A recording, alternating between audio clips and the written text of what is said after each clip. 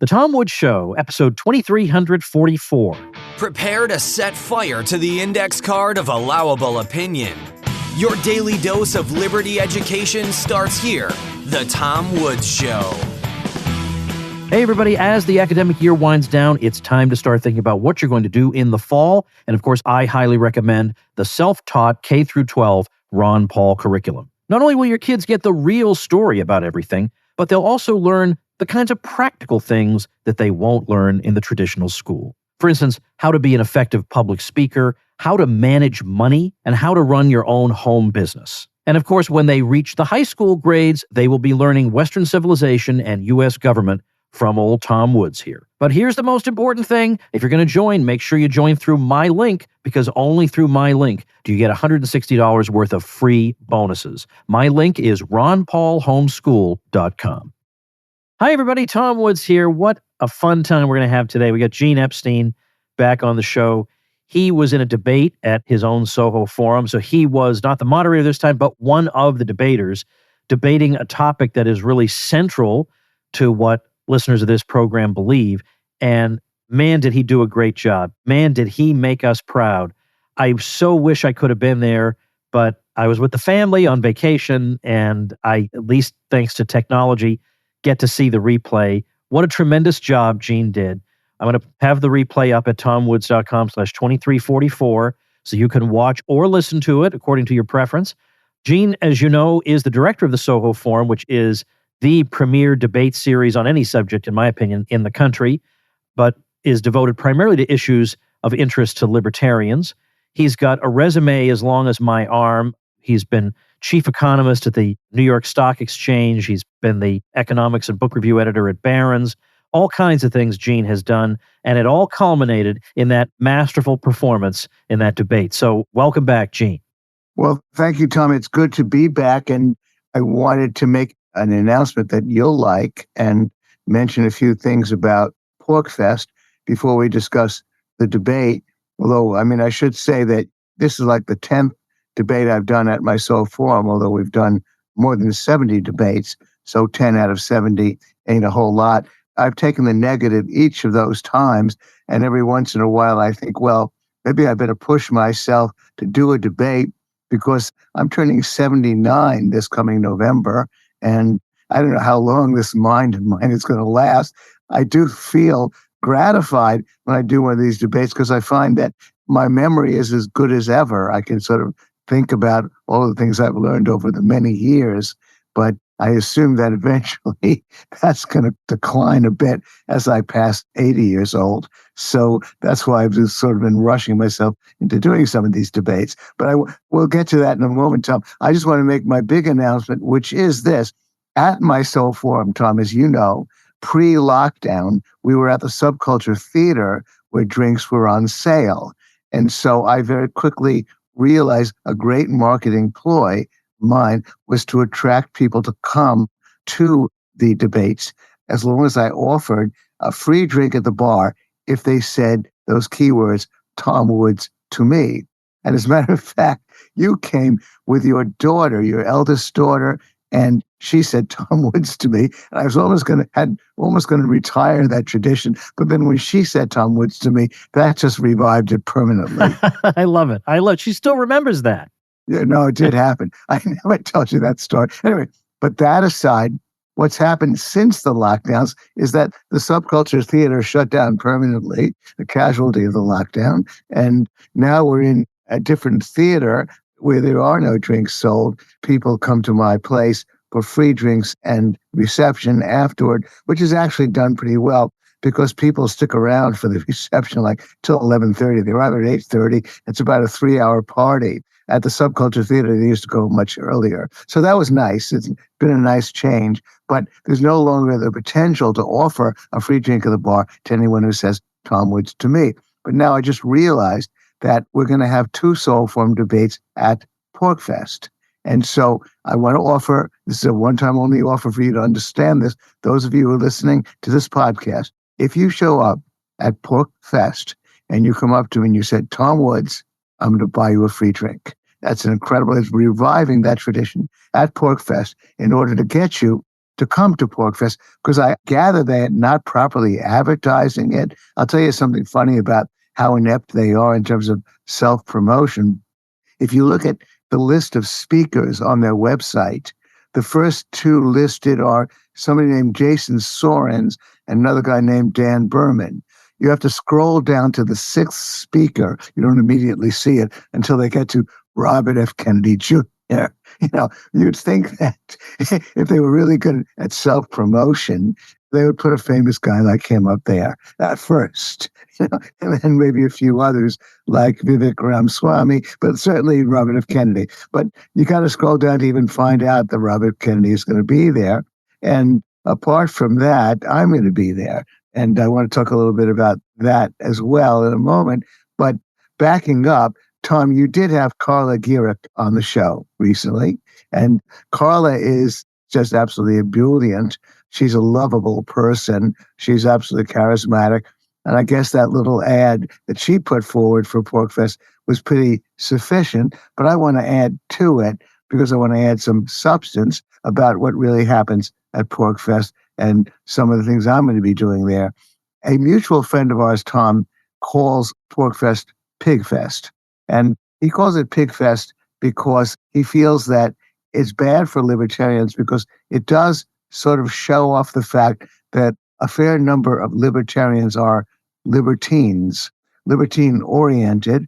And indeed, I can't disagree with our mutual friend. I should digress and say it's called PorkFest because the full name is Porcupine Festival. And I don't know, those of you who are experts in porcupines confirm or deny this. Apparently, porcupines only fight back if you attack them first. So that's the whole idea. Libertarians are porcupines. That's the idea. But PorkFest is what it's been called, and I have to tell people, no, it doesn't refer to pigs, but to porcupines. Well, a mutual friend calls it Pigfest because, for example, about like 1 out of 4 of the attendees there are packing loaded guns. And that gets into that dispute that you spoke about on your show with Carla, Tom, about how Robert F. Kennedy Jr., whose uncle and father were killed by guns, has demanded that there be no guns at his appearance, something that you and I can understand, but some of the crazies at PorkFest were pushing back about that. So there will be no guns. Certainly Dennis Pratt, has Dennis Pratt ever been on your show, Tom? I don't think he has, actually, no. Yeah. Well, he's another great. Let me just say in parentheses, anybody who's new to the show who has stuck around, we have a little bit of opening banter when Gene comes on. Oh, sorry. But it is well, I mean, first of all, as you say, Gene, some people just come for the banter, they leave the show. That's but right. It'll be so worth it, even if this is all like inside baseball, just hang on. Just hang on. All right, but you're talking about, Dennis Pratt is like the key organizing force behind the whole event.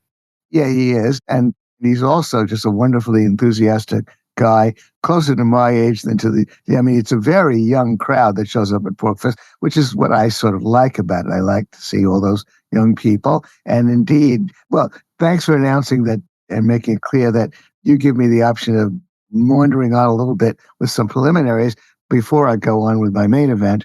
And indeed, as you've said, Tom, you can skip this, you can fast forward to this, but I'll finish in a minute. I want to emphasize that indeed you could call PorkFest Pigfest because it does have a lot of libertines. That gun thing was a little bit of a joke. Dennis was very amused by it. He's the one who put his foot down in accordance with your point, Tom, because nobody's a greater libertarian philosopher than Dennis. I call Dennis to his face the Socrates of libertarianism. He walks around basically like Socrates barefoot, giving us lectures on libertarian philosophy. And of course, he said that is our property, the property of PorkFest. And we tell you can't bring guns to the pavilion. You're not going to bring guns to the pavilion. But as Dennis says, actually with a chuckle, Maj Touré of Black Guns Matter will be doing a workshop on guns at the same time that Robert F. Kennedy will be delivering his talk. And then in addition, last year, I was competing when I did an interview at PorkFest. I was competing with something called Nude Olympics. And then afterward, my stepson dragooned me into attending the final minutes of Nude Olympics. And I was greeted happily, invited to participate. It was like about 40 naked guys running Olympics and about 2 naked women. And I said, you don't have to go to the Olympics if you don't want to, and you don't have to see it. But that's the sort of thing that happens there. And I find it somewhat amusing. I don't think that libertines are necessarily a threat to us more conservative libertarians. The Nude Olympics didn't do any harm, and it was confined to a certain area so that children didn't have to watch it. I should also mention that Porkfest is especially nice for families and children. There's a whole lot of families that get together and have events for their kids. So that's part of the joy of being there as well. And finally, let me finish by saying that I will be doing a debate at Porkfest, debating the great, illustrious David Friedman, son of Milton Friedman. We're going to be arguing about the merits of what I prefer to call the zero aggression principle. David does not believe the zero aggression principle has any merit at all. He believes the case for libertarianism is strictly consequentialist. Also, Naomi Brockwell, you had her on your show very recently, and she's written a book about privacy. She will be doing a workshop on privacy at Porkfest. I actually urged her to come to Porkfest. I know her pretty well because she happens to be married to my stepson, JJ. In fact, just to thicken the plot, I was the guy who introduced them. That's one of the great things I've done. Got those 2 young people together, and they've been living in wedded bliss ever since. So that's about it, Tom. Now I guess we can go into the substance. I want to again attract you to come to Porkfest. Say Tom Woods to me, and you get a free drink anywhere you want to go where they're selling drinks. So thanks, Tom. And did you want to talk about the debate I did, Tom? As a matter of fact, I do want to talk about that, Gene. So first of all, take just 1 minute to tell us what the resolution said and who your opponent was. Well, thanks for steering me through this carefully, Tom. The resolution was, libertarianism has been thoroughly corrupted by delusion, greed, and disdain for the weak. And my debate opponent, arguing for the affirmative, again, I always take the negative. It just turns out that I'm always taking the negative at these debates, and I've done 10 of them. He is a Northwestern University law professor, Andrew Koppelman, who turned out personally to be a very nice guy. Northwestern University is, of course, in the Chicago area. And he had written a book called Burning Down the House, How Libertarian Philosophy Was Corrupted by Delusion and Greed. And he'd done a few interviews with libertarians. And I will say that much as I revere, along with you, Tom, David Gordon, I thought David Gordon did 2 rather soft books. He did short reviews of the book, and I thought they were pretty softball for him. And they were sort of unduly respectful of Andrew Koppelman. And I thought it was kind of funny. I will say one thing. Nick Gillespie did an interview with him, which I thought, there too, I thought Nick was too softball.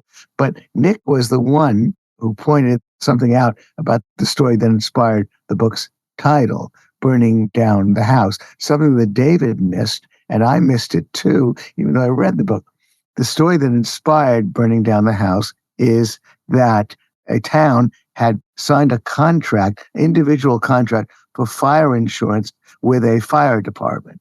And there was a guy who had not paid his bill on time. He meant to pay his bill, but he forgot to. His house was burning, and the fire department simply allowed it to burn because he hadn't paid his bill. Now, this was supposed to be a lesson in market failure. The libertarians decide you can form an insurance policy, and the fire department's supposed to protect you against fire, but you haven't paid your bill on time, and they'll let the house burn. But it was Gillespie who pointed out something I didn't find in the footnotes myself, that the fire department that allowed the house to burn was a government-run fire department. And then Gillespie did some research, and he found that there was a privately run fire department that was offering such contracts, and they had a specific policy that if you forgot to pay your bill, they would protect you against fire, but they would charge you a fine afterwards. They wouldn't allow the house to burn. And Gillespie pointed out to Koppelman that That's the reason why we tend to avoid government-run institutions that go by the book, whereas a private sector institution is going to understand that that kind of stupidity is nothing that they're going to accept. They'll protect your house against fire. So the whole sort of core story that inspired his title fell apart. So that's the intro, Tom. Let's take a quick minute to thank our sponsor, Monetary Metals. Jeff Deist is no longer president of the Mises Institute. I am as sad as you are about that, but I'd like to tell you where Jeff is now. The great and brilliant Jeff Deist is with a company called Monetary Metals, a company I have been using for, a year or two probably. And the idea of it is this. We all know the direction the dollar is going in. Many of us own some gold, but we own that gold by, putting it in a box somewhere or hiding it or whatever, but it just sits there. But what if that gold could actually generate interest instead of just sitting there? Well, you can grow your gold year after year with Monetary Metals, which offers interest on gold paid in more ounces of physical gold. You can earn 2 to 4% on gold and silver in their leasing program, which supports qualified gold-using businesses. And if you're an accredited investor, you can earn higher returns, think double digits, in their gold bond offerings. All the interest is paid in physical ounces of gold, so your total ounces grow and compound year over year. So at 2.5% annual, 100 ounces becomes 128. At 3%, 100 ounces becomes 134 ounces. At 4%, 100 ounces becomes 148 ounces. You get the idea. They've been at this for 7 years now. Jeff Deist recently joined forces with them, as I said. Their vice president of relationships, Addison Quayle, has been a guest on my show. He's been a guest in my home. I've seen him for years and years at all kinds of libertarian conferences. These are all our people doing something really, really creative and important. So start saving and earning in gold. Go to monetary-metals.com/woods to learn more about how to get started with your account. That's monetary-metals.com/woods. All right, well, I want to say a little something about his opening statement, and then you can elaborate on that because, of course, your own opening statement was in some ways a direct response to his opening statement. So his opening statement made the claim that there are two wings of libertarianism we need to keep an eye on. One is a Hayekian wing, and this is the one he prefers because it's measured and reasonable and understands, well, of course we need coercion in some cases because, after all, we might get externalities or this or that. First of all, externalities. There is no sense that he had reckoned in any way with any of the work libertarians have done on externalities or how you... Now, he did seem to know, he was aware of Rothbard's work on pollution, but not a meta-analysis of externalities and public goods as categories. And there is a lot of great libertarian material on that. Fred Foldry has done good work on it. Hans Hoppe has done good work on it, as has Rothbard, as have a whole bunch of other people. I've had numerous episodes of the show on that. And they're really incoherent categories. And a lot of the examples of things that are supposed to satisfy the requirements for public goods don't really satisfy the requirement for public goods. Like education is not, strictly speaking, a public good. But anyway, I'm getting into too many details. The point is, it started off not auspiciously. If he's going to say, well, there are some things that markets just can't price. Oh, you don't say, so you think we just haven't thought of that? And so what he thinks our response to that is, well, screw you, who cares? Like, that's what he thinks our response is. Yeah. But we actually do have a response, both to positive and negative externalities. We have a response. To positive externalities, we say, okay, if somebody has a beautiful garden and you walk by it and derive pleasure that you don't have to pay for, who cares? That's great. Just leave it. Do you have to be a control freak your whole life? Just leave it. Isn't that just a wonderful benefit of living in this world? Who cares? And at negative externalities, we can come up with clever entrepreneurial ways to handle them.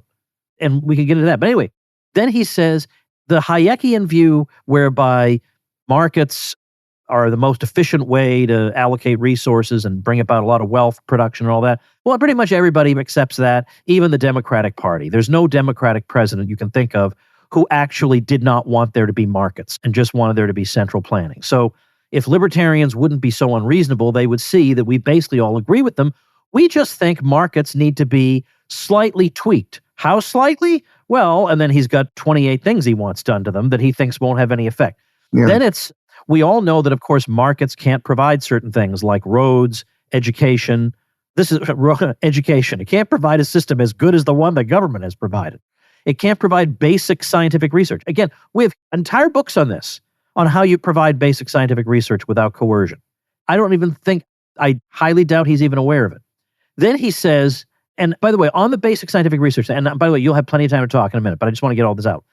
On the basic scientific research thing, I have a whole episode of the Tom Woods Show on this, because when you have 2,344 episodes, you're going to have one on everything. Oh, yeah. So I have one on that. It's episode 713. So tomwoods.com/713 goes through the arguments. And that, well, gee, there's no profit in basic research because they're not necessarily aiming at immediate results. They're aiming at sort of generic research. So how would they ever get any funding for that? And I understand that sounds plausible, but there's nothing to it. And so I devoted an episode of that. Then he says that Hayek, again, the reasonable libertarian that he could almost live with, in the Constitution of Liberty in 1960, makes all kinds of concessions. Like, well, maybe we should have the government try to direct healthcare resources. And then if he does that, then of course, everybody would have to have insurance, and then the insurers would even have to insure the sick people. And he says, well, that sounds like Obamacare to me. Then he says, oh, and by the way, how about Trump? Can you believe he disbanded the pandemic response team just before COVID? Well, thank goodness. If anything could have made the response worse, it would have been having a pandemic response team that would have been saying the same thing the official pandemic response did, which was lockdown, social distancing, and masks will solve this problem. I mean, unless you haven't got two brain cells to rub together, that didn't do anything, because you just look at the charts comparing the places, as you pointed out. And then he says, now look, I agree with you libertarians on a lot of things. It's not hard to find silly things the government has done. But see, for him, it's silly things. Like, oh, what a bunch of jokers. They did a few silly things because, well, nobody's perfect. And that's not it. Like, for example, the way he speaks about some of the recent wars the U.S. has been involved in, he calls them, quote, clumsy disasters. Do you think he would have been so courteous if the private sector had launched those wars? Would he simply call them clumsy? He'd call them genocide. It would be the reason that we need more people cracking skulls in officialdom. So there's a double standard whereby the state is considered to generally have good intentions, even if sometimes it does things the wrong way. But the private sector, egged on by these extreme libertarians, that's where the real dangers are to be found. I don't understand how you can look at the actual world and draw that conclusion. But so that was more or less, those were the really shocking parts of his opening statement, which I think was most of the thing. He also talked about climate change. We can talk about that separately.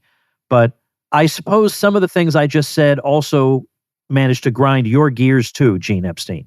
Well, yes, sure. And of course, you partly inspire me to repeat my point, Tom, that probably a younger guy, you, Tom, was just past 50, might have been more effective debating him, although you probably should have employed me as your coach had you done this, because I would have pointed out to you, Tom, that what I was facing strategically was that he was talking on shooting in different directions, essentially hitting such a broad canvas that even though it's a 90-minute format, my debates are long. You don't talk for 3 minutes, sound bites, and then the moderator steps in. I give people at least 15 minutes for their initial statement and then 15 minutes for the negative. In this case, I realize there's so much there. I'll give him 20 minutes for the initial affirmative and then me 20 minutes to respond. But then, of course, I would have said to you, Tom, you've got 20 minutes to respond adequately, to refute what he's saying, to make a prima facie case against him. And you can't distill those thousands of Tom Woods episodes in those 20 minutes. You've got to pick your spots, and you've got to narrow the focus and try to take aim at specifics. So the strategy I took was essentially to look at his book and to quote from it whenever he made a point about the consequences of what he claimed to be the consequences of government or the consequences of libertarianism or the free market. And I picked, I guess it was like 7 categories, and I even apologized in advance saying that I'm going to have to cover each one briefly. And then what I built it as was to say that I'm going to defend an alternative resolution. The alternative resolution would be that libertarians play an important role in objecting to all the important ways in which the government is thoroughly corrupted by delusion, greed, disdain for the weak. That was his affirmative resolution. And then I added, and destruction of human life and liberty, all of them in important ways. And so I said that if you're going to be impressed by the resolution I'm defending, then of course logic will compel you to vote against the resolution that Andrew is defending. So I had to narrow my focus that way. An inside baseball story, we had an after party, as I'd mentioned, as we always do, and people stick around till late. It gives me a lot of pleasure. The after party is at our apartment, the loft apartment I share with my wife, Asako, just 2 blocks uptown, conveniently located near the venue. Andrew, who turned out to be a very affable guy, chatting with people at the party, at 11 o'clock, like 2.5 hours into the party, I'm sitting down slightly exhausted, an old guy at a party with all these young people who are filled with life and energy, and he sits right opposite me, and he clearly felt a little bit bruised by the debate, and he said to me, well, just give me some idea of what you had, all these objections, and what's the thread? What does it boil down to? I did not want to engage him at this point. I don't want our debaters to walk away feeling bad or that I need to debate him even further after the debate. I want to give them a nice time, be a good host. I want progressives who come to our debates to walk away feeling that they got a fair treatment at a pleasant time, and so on. So I didn't want to say one thing that I could have said to him, which is that all I did was quote from your book. And then I found out, listening to the debate afterwards, again, that he specifically said that none of what I was saying had anything to do with this book, but every point I made having to do with the lockdowns, having to do with the wars, all came from his book. So he was making consequentialist points. So all I did say vaguely was, I said, well, all of the points I made about America's wars, about the lockdowns, have to do with the offense against the zero aggression principle. But I guess I could have put it another way, and on reflection, in a subsequent interview about this debate, I did put it another way. And I said, one way of looking at it would be to say that we libertarians are accused of only caring about freedom. All we care about is freedom. We don't care about the poverty of the broad masses of people. We don't care about prosperity. We don't care about other outcomes. And so we put freedom first and as the only objective of humankind. So I wanted to say that, no, I'm a consequentialist libertarian. And what I want to do is say that we care about all of these other issues. And indeed, we argue that if you do it our way, if you respect freedom, you'll get all of the other results that you want. Right. Can I just jump in here? Sure. He's trying to distinguish between these allegedly 2 groups of libertarians. By the way, if only we could be reduced to just 2 groups. But yeah. On the one hand, he seems to be suggesting that there's one group that is willing to face reality and modify its tendency toward extremism by saying, well, of course we need the government for this, and of course we need the government for that. And then we have, on the other hand, the completely unreasonable people who think we need the state completely out of the question. And then, on the other hand, he's saying the 2 groups are, one group believes in absolute rights, like absolute private property, absolute liberty, so therefore no state. And another group could kind of go either way. So he seems to be suggesting that the more you believe in rights and the more extreme nature in which you hold to them, the more unreasonable you're going to be. But the very person you're going to be debating at PorcFest, David Friedman, he's not making his argument on the basis of rights. He's making a consequentialist argument. So if he had been reading deeply and sympathetically in the libertarian literature, he would find that basically everybody who bases his arguments on rights, including Rothbard, and you pointed this out very briefly about the book For a New Liberty, also makes consequentialist arguments. I mean, and that's part of the appeal of the whole system, is that not only is it philosophically satisfying, but it also generates amazing results. And so with some people, the pure morality of the system will appeal to them primarily. With other people, the consequences of what we advocate will appeal to them. But the same person can advocate making both kinds of arguments. So when you absolutely smashed him in your response, and you went through all the different things, and you said, look, here's the actual reality of what the state does and what the private sector does, the best he could do was to come and say, Well, Gene, I mean, you're not the kind of libertarian I was criticizing because you're a consequential libertarian. No, Gene is a Rothbardian extremist of the sort you were ready to smear and dismiss 5 minutes ago. Yes. Well, all of those are excellent points, Tom. I guess to probe further into the nuance, indeed, I I felt I mentioned recently that I reread For a New Liberty, Rothbard's book on libertarianism, his popular work on libertarianism.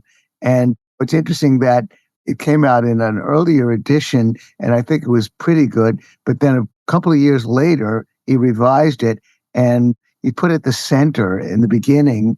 It was kind of playing an opportunistic card there. He basically put at the center the American Revolution, Declaration of Independence, the Constitution, Tom Paine. He essentially did something rather opportunistic, which I often do. When people ask me, what's libertarianism? I often say, well, just read the Declaration of Independence, the Constitution, which is so strict about the limited powers of government. And you'll see that mostly that is libertarianism, and that is most of libertarianism. At the edges, the question is, do we really need even the limited government that the Constitution, Declaration of Independence talks about? But that's like 90% of the way with libertarianism. So I'm getting into Rothbard. Rothbard highlighted that. And then that book is a deep dive into consequentialism.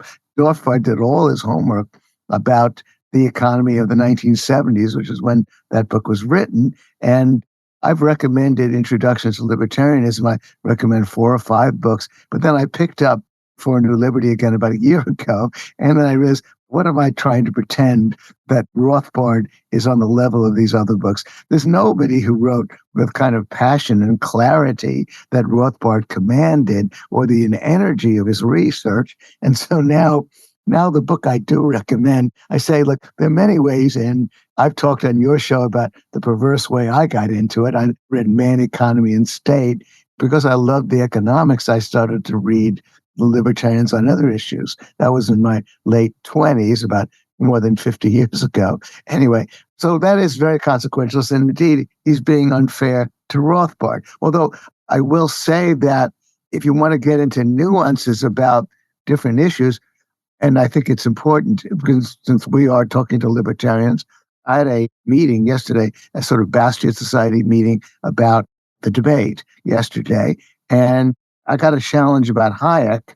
Is Hayek a libertarian? I just floated the theory, the hypothesis that at the debate, I went for the consequence with respect to social welfare programs. I quoted recent, very valuable research that was uncovered by John Early. I think he's been at Cato. He's sort of like, might say he's more of a Beltway libertarian. But he found that, based upon Bureau of Labor Statistics numbers, that if you take the lowest quintile of the population, the poorest 1/5, that in 1967, more than 2/3 of them, of those who were of working age, had jobs.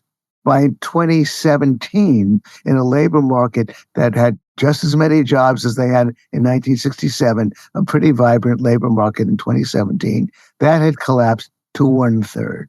So 1/3 of the poorest 20% had jobs. And so I picked up on that point again from Koppelman in his own book, because again, for Koppelman to say I was bypassing this book, I didn't say that at the debate, and I didn't make that point when he confronted me at the party at 11 o'clock, because I didn't want to make him feel bad and want to inflict this on him. But I wanted to make the point that you covered all of these issues in your book, a bit in passing, but you talked about the value of social welfare programs and their importance. And that's why I pounced and said that, don't you think that, isn't it obvious, Mr. Koppelman, Professor Koppelman, isn't it obvious to all of you progressives in the audience that the ticket out of poverty is a job? The labor markets offer your ticket out of poverty. That's how my grandparents climbed out of poverty.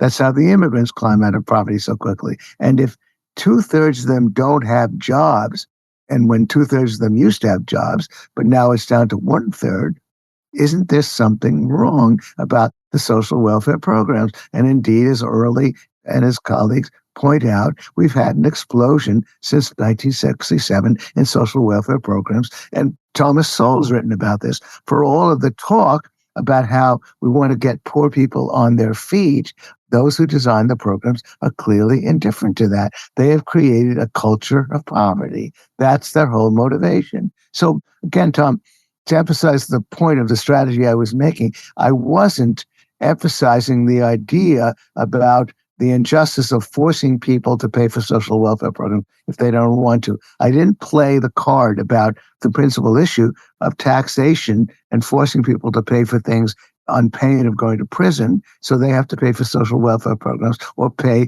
indeed for the military. I mentioned the military, of course. You mentioned in your summary of his point that all those clumsy disasters, and I went for the strategy of quoting from non-libertarians. I started, as you may recall, by quoting Dwight Eisenhower, President Eisenhower, who warned about the military-industrial complex and about all the destructive wars that could result from it. And then I quoted Ron Paul. I went over those points. I did mention that you and I are being forced to pay for those destructive wars on pain of going to prison, because that's what taxation is. All I mentioned was the consequentialist point, which is that these wars have cost, by one estimate, since the year 2000, 4 million innocent lives. So again, I narrowed my focus to consequentialism. But just one final point I wanted to make. When I got a challenge about Hayek yesterday, how would I pigeonhole Friedrich Hayek? I said that, look, if Hayek were alive today and he were aware of the research about the destruction of the incentive to work of the poor by the social welfare programs, or if he, who did come out for medical care by government, if he were aware of the other thing I pointed to, which is that the cost of medical care, cost of the entitlement programs in the U.S. is unsustainable. It's going to come crashing down in 10 to 20 years, as the Congressional Budget Office keeps warning. If he were aware of all of those abuses, he might begin to back off on consequentialist grounds from his advocacy anyway. Hayek did have fluid opinions, but I will say that if there's an aspect of Rothbard where I'm not quite a Rothbardian, I don't like to argue for the ANCAP position with progressives. I find that the ANCAP position gets you so into the weeds about how the ANCAP society would work that 90% of the way would be to a minarchist society. And the second thing about, I guess, where Rothbard and I might differ a bit is that maybe I'm more of a gradualist, maybe I'm more of a Milton Friedman type. I'd hate to pull the plug on people over 75 with respect to these entitlement programs. You might remind me about, I know Ron Paul had strategic arguments. What do we do on the first day or the first 100 days if we take over the government? Do we really basically abolish everything? Because we libertarians like to say, and I hope you would echo this point as well, it's not as though we want the American economy minus the welfare programs. We want to transform the American economy into something more functioning and then get rid of the welfare programs. The idea that we think that these welfare programs costing trillions of dollars make any sense when more than 50 cents on the dollar goes to rich people anyway, or at least the top half of the population. It's not like we feel that we want to replace these welfare programs, or that on top of that, that we basically want to take the American economy as is. It's much more complicated than that. And of course, I didn't get into that vast issue, but what we do the day we take over. Right. Well, let me jump in on that, because there is a position among libertarians called no particular orderism. And I don't really agree with that. Yeah. And the position is, it doesn't matter what order we abolish things in as long as they get abolished. But for example, one of the points you made in the debate is that in places like New York or San Francisco, there have been various rules and regulations and restrictions that make it more and more expensive to build housing in those places. Yeah. And the result is that housing is scarce and expensive. The further result of that is that low-wage people who might want to move to those high-wage areas have now another obstacle in their path to move there. They can't find affordable housing in those places. And that is a man-made, in some cases, a man-made problem. And I don't think, by the way, in parentheses, I don't think it's yet another quote-unquote unintended consequence of well-meaning policy. I think in some cases, it's a deliberate attempt to keep ambitious, low-wage people out. I think that's not happening by accident. That's Yeah. why they're doing it. Yeah. But so my point is, if I had the chance, I wouldn't say, let's get rid of all the programs for the most extremely poor first and then get rid of the housing restrictions. I want to get rid of the housing restrictions first. Yeah. So that then, if we aren't able to fund those other programs, these people can still at least find a house or something. Yes. I have a question. You're more familiar with the specific arguments of Ron Paul when he was running for president. Didn't he touch on this broader issue as well, that you go for the low-hanging fruit, you're not necessarily going to abolish the Parks Department and whatever? Was this a theme at all in Ron Paul's Yeah, it was. campaign? It was, first he wants to dismantle the empire. Yeah, He says yeah. that's the most low-hanging fruit because it doesn't benefit any American except people who are on the take. It doesn't benefit anybody. So I was about to say something quite controversial, but actually it's not controversial at all. The British Empire did not benefit the average person. Yes. The average Londoner did not benefit from this. It was only a cost. Now, they could benefit in some abstract sense that I have the thrill of knowing that I live in the greatest. Oh, okay, you know what? But that doesn't keep your electricity. Oh, up. yes. So who cares about that stuff? But Yeah. likewise, if we're being honest, the problem with that approach, now rhetorically, that's a great approach. Let's start with things almost everybody can agree on, that we have a ridiculously bloated military establishment and presence around the world. I mean, almost everybody who isn't in the elites of the two major parties agrees with that.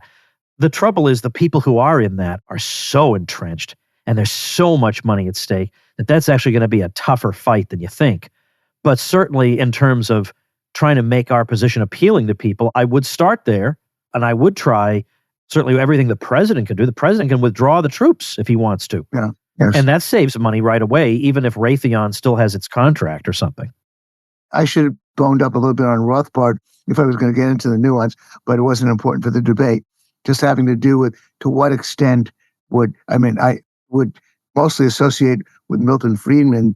Ironically, Milton was obviously a very imperfect libertarian, but he was very much for easy transitions, and he had this big scheme, and he kept arguing when he argued against Social Security or medical care for the old. He said, I would not abrogate the commitment that you make to people who are now 75 years old, but I would phase it out for people who are 50. And he had all kinds of specific plans that he had designed in order to be able to do that. You can buy it back. And I tend to go with that, maybe partly because I am 78, but apart from that, I'd rather not scare people by my libertarianism. Or indeed, there's a friend of mine who said, oh, you want to take away my Social Security? I said, look, I don't want to commit the awful sin that the establishment is going to commit against the younger people. And 20 years from now, they're not going to get any of these benefits because the government's going to go broke. So anyway, we're getting into the weeds with that, but I did want to say that it's very possible that I'm differing from some libertarians and they would regard me as kind of a squishy conformist, that I want a smooth transition to libertarianism. I don't want an abrupt transition. And now, of course, the idea of rolling back the military state, that I think you could do pretty quickly. You throw a lot of people out of work, but the vast majority of them would do fine. They're pretty smart people who work in the Pentagon or even our soldiers, fairly able people. They'd find jobs. I don't think the transition there would be too difficult. I'm just concerned about people who, if you're in a class where 2/3 of you don't work, who are able-bodied, then you're talking about a social pathology that you have to begin to deal with. And there was a moment there when I said that the thing that the Republicans and Newt Gingrich forced on Clinton, and Clinton began to like, because actually I wonder if Bill Clinton was a kind of a conservative-leaning person who objected to welfare. The initiatives of putting welfare to work, which were beginning to work in the late 90s, which were scuttled, I thought that was a step in the right direction. I said, that's something that the government began to do right. That's where in criticism I've had afterwards is that I was coming on like government can never do anything right. And I pointed out that I was emphasizing what it does egregiously wrong, where it's absolutely murderous.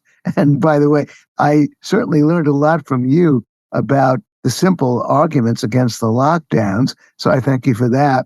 And I want to, I guess, also make the point that as a columnist at Barron's for 26 years, I benefited from knowing that there are people in Mises who could help me out, people who I hired to do book reviews, because I was also the book review editor. But I also benefited from the so-called Beltway libertarians at Cato, and because they had some good consequentialist arguments, which I was tapping. And as you may have noted, whenever I could do so, I cited people who I said were specifically not libertarians in order to establish with my audience my main point, which is that I said to the progressives who were in the audience, the non-libertarians, that in this brief period, I'm not going to convince you of being a libertarian. I don't expect to do that. I just expect you to understand that we libertarians do have a pretty compelling bill of particulars about what the government is doing to destroy our lives and liberty that are pretty important. And of course, I also cited Stephen Koonin about climate change, because, by the way, I think that Koonin does have something to contribute that's pretty unique. He points out that while we know that carbon dioxide is causing warming, we really have no idea whether it's 10% of the story or 30%. It could be as little as 10% of the story. And for that reason, even the very thing that I think Bob Murphy is championed, that maybe we could have a carbon tax or it wouldn't work. The truth is that we can't have a carbon tax because we really don't know how much difference it would make. It very well be that natural forces are in the saddle. And of course, there, I should emphasize, I basically played the point about the poor of the world. The poor countries of the world are not going to go along with this idea that they have to do without fossil fuels. And that's where I emphasized the government of India is buying oil. The governments of India and China are developing coal-fired plants, coal mines as fast as they can. And so this is really the war of the rich on the poor. So again, I was playing all of those cards. And as I also mentioned yesterday, that sometimes when people ask me, why are you a libertarian? I like to sort of strike a slight odd note and say that I'm a libertarian mainly because I care about the well-being of the poor people of the world. I care about raising the living standards of the poor people of the world. And that's what you could say libertarianism is all about. So again, it was an emphasis on the consequentialist card, Tom. And just to revert, I would have coached you and said, you've got to really focus your targets because he's opening up such a vast canvas of ideas that you're going to get lost in the weeds unless you focus on specific issues. And try to remember, was there an issue I haven't mentioned? I mentioned how the government basically, I quoted Jay Bhattacharya. You've had him on the show a couple of times. Jay is not somebody who would call himself a libertarian. I know he's certainly got libertarian leanings. He's a brilliant, wonderful guy.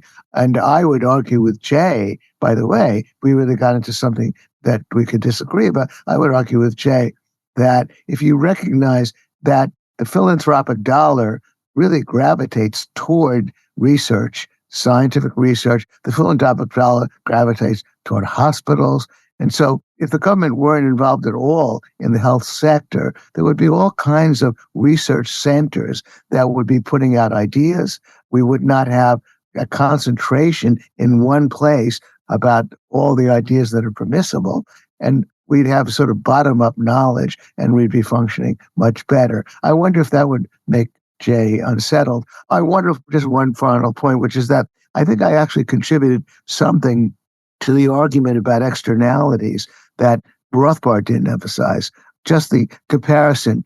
As you may recall, Koppelman was making the argument that if there were a problem with climate change, the Earth is going to get 40 degrees hotter and we've got to stop it, got to do something, then there were no real property rights involved. I didn't make the point about property rights at the debate, and I should have, when somebody was asking me about a river. Well, if the river is privately owned, the owner of the river who's getting his river polluted is going to bring a lawsuit. That would be natural. But when it comes to something like climate change, you do a class action suit.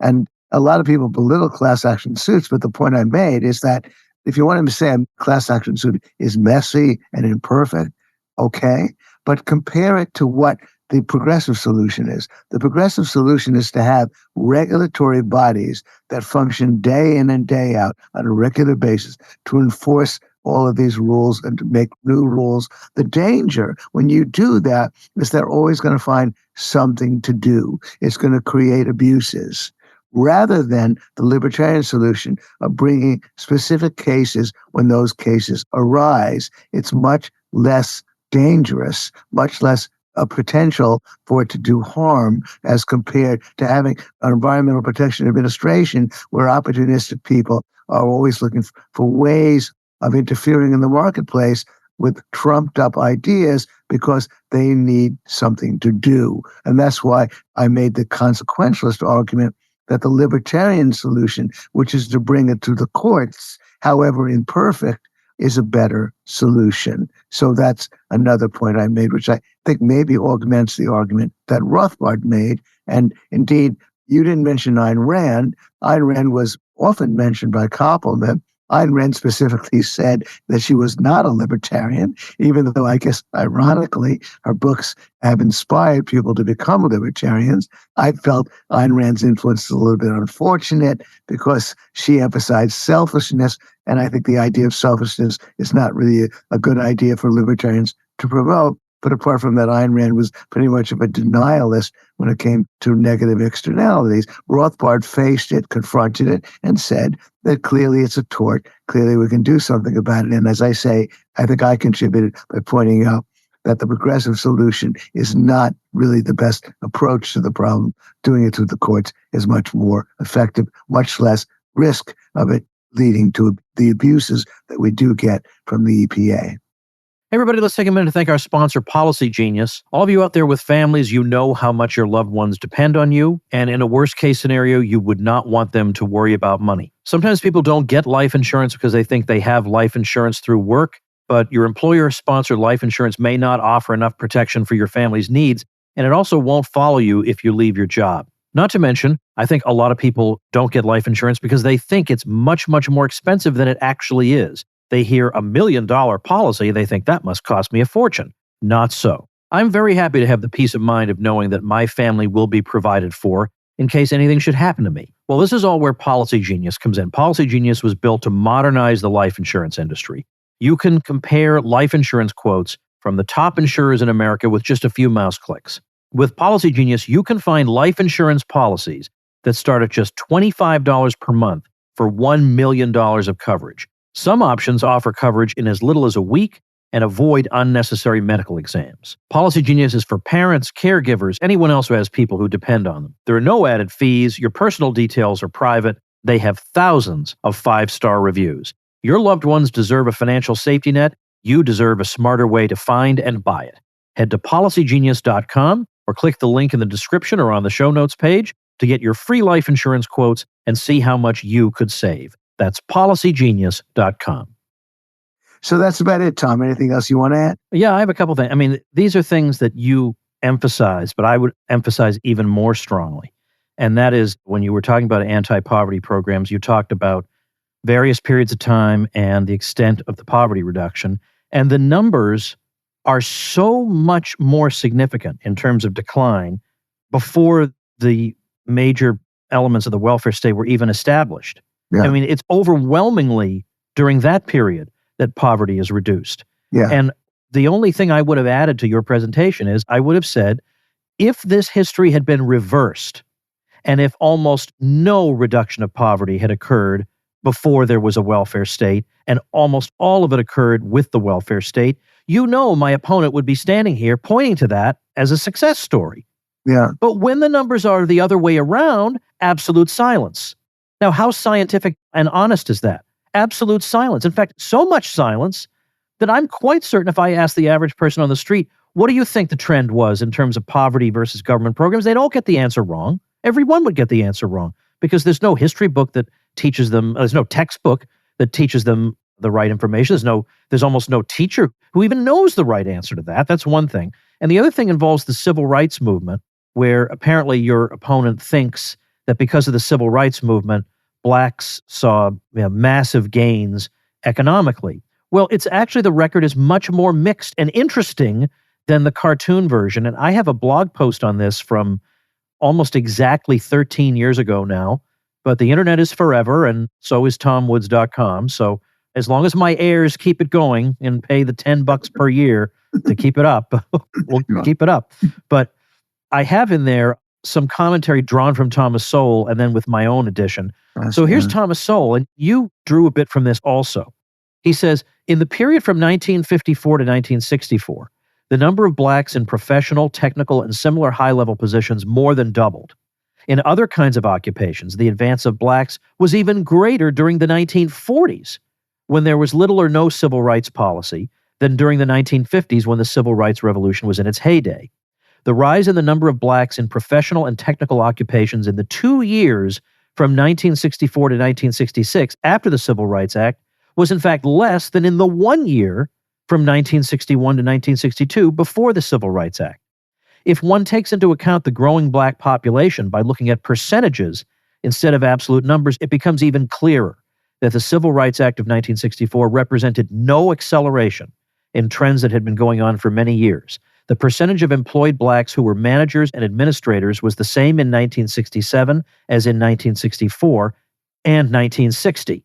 Nor did the institution of, quote, goals and timetables, in other words, affirmative action, at the end of 1971 marked any acceleration in the long trend of rising black representation in these occupations. True, there was an appreciable increase in the percentage of blacks in professional and technical fields from 1971 to 1972, but almost entirely offset by a reduction in the percentage of blacks who were managers and administrators. Now, let me just interrupt myself here. Nobody knows any of this in that level of detail because nobody bothers to look. They just want a comic book answer that is one sentence long. And then finally, one more paragraph, and this is me summarizing Sowell. Asians and Hispanics show similar long-term upward trends that had begun years before the passage of the 1964 Act and were not accelerated either by the Act itself or by the affirmative action programs that followed. Mexican-American incomes rose in relation to those of whites between 1959 and 1969, but not at a greater rate than between 1949 and 1959. Chinese and Japanese American households had matched their white counterparts in income by 1959, in spite of the fact that Japanese Americans had been interned in concentration camps less than 2 decades before, and countless Americans blamed Japan for the loss of their sons. So again, reality is so much more interesting than the comic book that the government tries to get us to read, and yet it's all most people ever read. Yes. Well, you get into an issue that's important for me to stress, Tom, and so let me elaborate on it since I'm happy you raised it. Of course, you are quoting Thomas Sowell, and he's yet another example of somebody you and I greatly admire and whose arguments and research we often enlist, even though Sowell is another thinker who would never say that he himself is a libertarian, even though so much of what he's written really does sound very libertarian. But the thing I want to emphasize, like to emphasize about the whole civil rights movement, which I said, by the way, in the debate, because I certainly didn't, I wanted to make it clear that you and I as a libertarian, libertarians generally are not indifferent to the idea of civil rights, that to the extent that the civil rights movement really did wipe out government's own laws, to the extent that it was a government initiative to wipe out the laws on the books that were Jim Crow, that discriminated against blacks. Or if you take the Montgomery bus boycott, it was in fact pointed out the bus companies did not want discrimination against blacks. That was bad for business. It was a government-imposed policy. And so to the extent that the government was being opposed by the civil rights movement or by the government itself, by the federal government, it's difficult for a libertarian like me to oppose it. You are wiping out the laws on the books that make it difficult for blacks to function. I guess where there is difficulty is that first we do want to emphasize that capitalism punishes bigots, but it doesn't always prevent them from doing what they want to do. Although the punishment of bigots is so great that here's the most important research I think that Thomas Sowell ever did, was to point out that during the Jim Crow laws of the late 1800s rather, the late 19th century, the Jim Crow laws were being specifically opposed because blacks were needed to do the jobs. In other words, the owners of the plantations were breaking the law by employing blacks because they needed their work. And then on top of that, Sowell points out that they weren't Jim Crow apartheid laws in South Africa, were also actively opposed by capitalists in charge because they needed the blacks' labor. So even when the government is requiring that employers not employ blacks, in those two instances, the employers were opposing it because they needed to make a living. They needed to bring in the product and sell their product.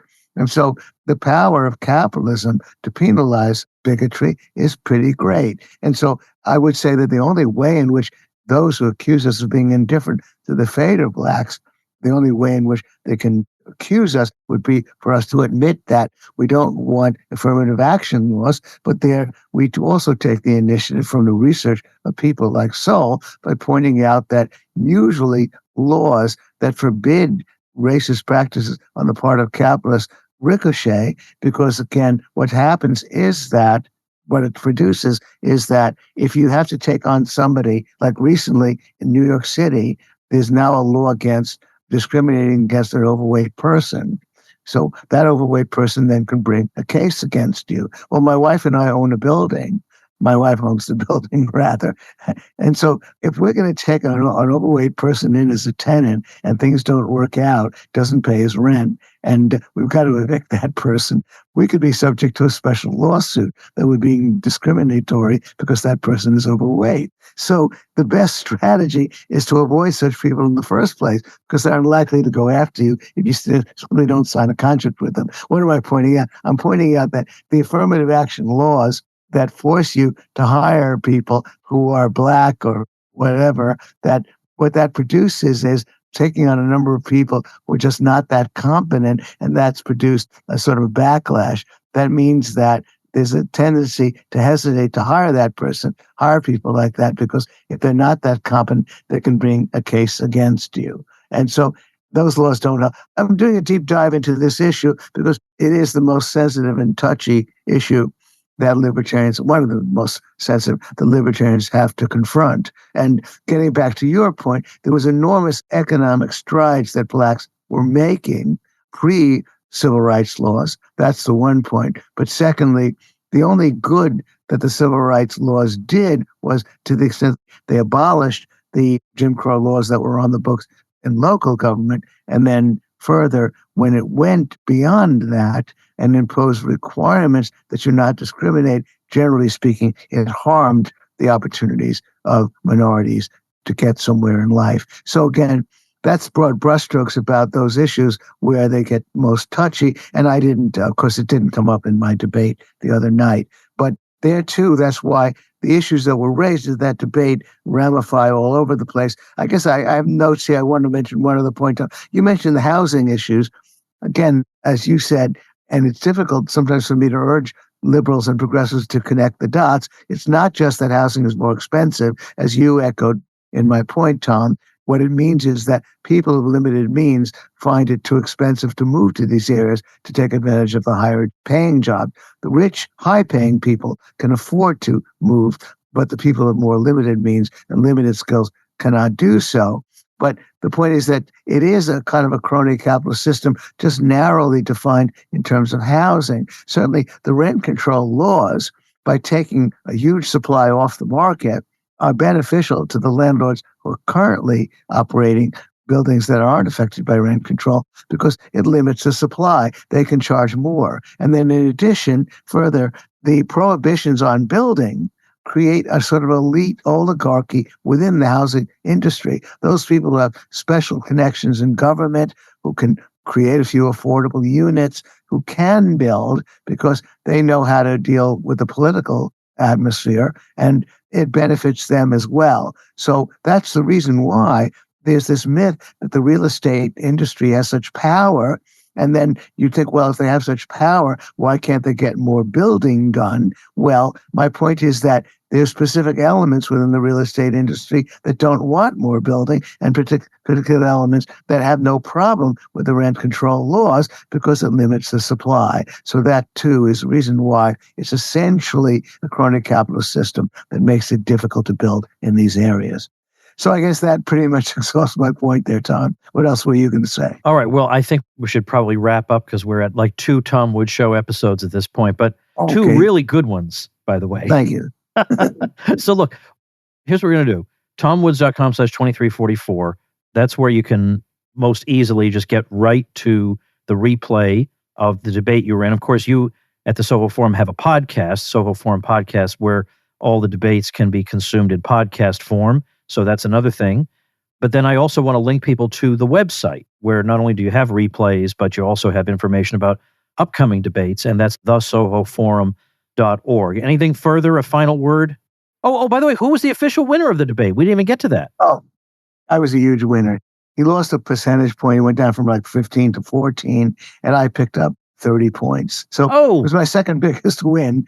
The bigger win was against Mark Skousen. Yeah, we know about that, yes. Okay, Tom. Okay.